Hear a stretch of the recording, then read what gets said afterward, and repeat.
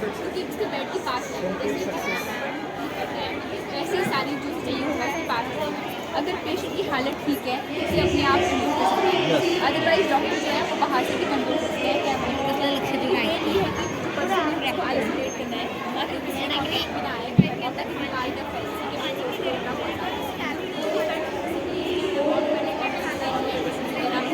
There is nobody questioning from that patient.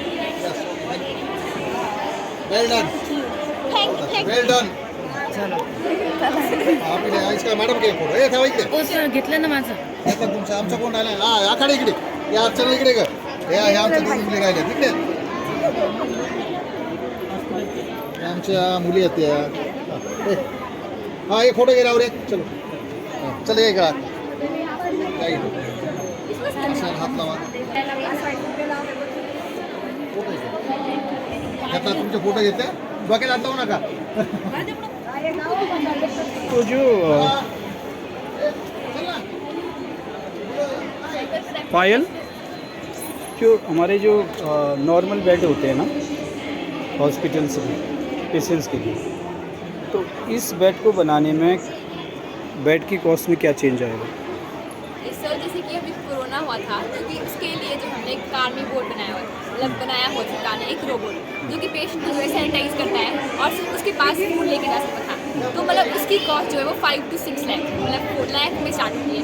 अगर इस bed को बनाया जाएगा तो इसकी जो कॉस्ट है 1000 मतलब 50 to 60,000 जा सकती है। चेंज आएगा। यस सर, मतलब अभी तक और कुछ बना नहीं है इसकी तरह हेल्प करने की। तो एक कार्मी बोर्ड है उसकी कॉस्ट बहुत हाई है, उतने सब लोग नहीं ले सकते। और उसमें सिर्फ 2 ही फैसिलिटी है, उसको फूड मिलता है और एक पेशेंट को सैनिटाइज ओके, करना है। नॉर्मल बेड से आपने क्या क्या कितने इनोवेशन है इसमें, कितने चेंजेस किए?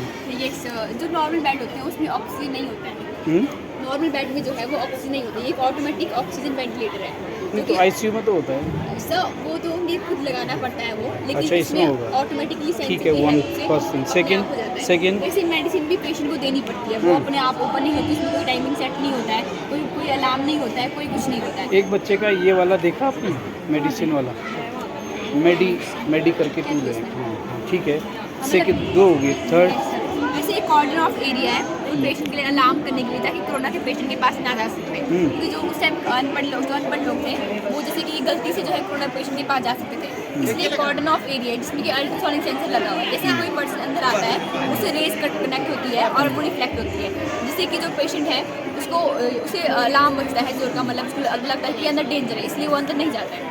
वैसे वो लाइन फॉलो टेक्निक का यूज़ करके हमने एक लाइन फॉलोवर बेड बनाया है जिसमें कि IR सेंसर का यूज़ किया हुआ है, जो कि ब्लैक लाइन को फॉलो करता है, वो ब्लैक लाइन पे चलता है। इसका यूज़ करके हम पेशेंट को एक प्लेस से दूसरे प्लेस या फिर कहीं और ले जा, जो पेशेंट है बिना किसी हेल्प से एक जगह से दूसरी जगह या फिर अपने रूम से दूसरी रूम में तक जा सकता है, या एम्बुलेंस से हॉस्पिटल या हॉस्पिटल से एम्बुलेंस। अमन भी है साथ में? अमन आए हैं? नो सर, ईशांत और ईशांत आए हैं? ईशांत, हाँ ईशांत 1-2 क्वेश्चन आपसे भी करेंगे।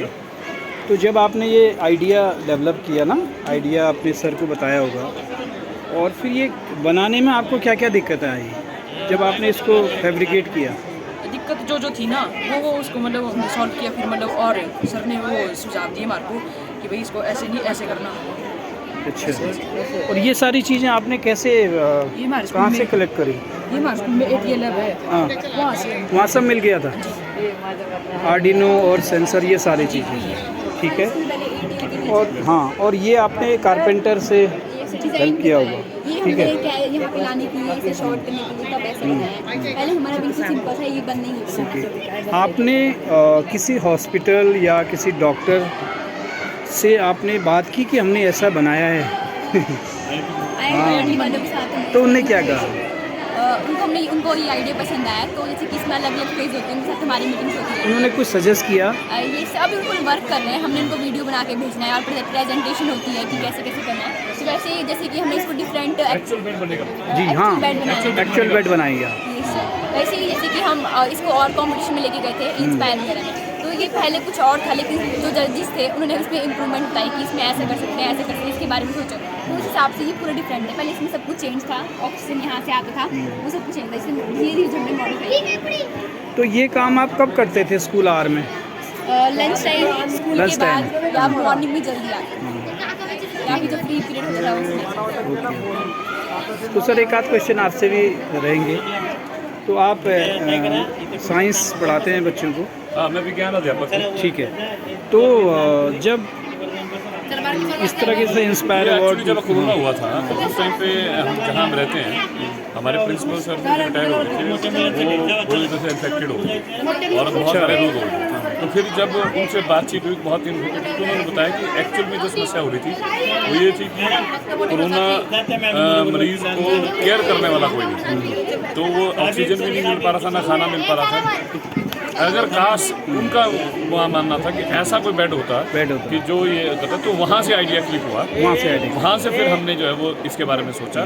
फिर अभी फिर थोड़ा सा रिसर्च किया कि क्या क्या है, फिर पाया कि अभी सिर्फ कार्बीपोर्ट करके एक रोबोट बनाया है केरला में, और वो भी 5-6 लाख रुपए का, और वो सिर्फ स्प्रे करता है और बाकी काम नहीं करता, स्टेरलाइज करता है वो। तो एक वो उससे तो मुश्किल है, तो क्यों ना कोरोना या ऐसे मरीज जो कि बेड पे ही आपके रिडन हो जाते हैं किसी खतरनाक बीमारी से, तो फिर उसके लिए क्यों ना ऐसा बेड जो है वो बनाया जाए कि वो बेड ही उसका हॉस्पिटल बन जाए और उसकी सारी वो केयर। तो सर इस लिहाज से तो इसे नहीं, मैं आपको आगे बता हाँ नहीं, इस तरीके से तो ये हॉस्पिटल के अलावा घरों के लिए भी यूज हो सकता है ना, उन old age person domestic purpose के लिए कोई देखने वाला नहीं, हाँ वो वहाँ पर अब ये जो है वो अब हम इसको इम्प्लीमेंट करने आए हैं। सबसे बड़ी बात ये है कि IIT हमारे वहाँ एक मंडी है, तो हमने उनके साथ जो है वो काम करने शुरू किया।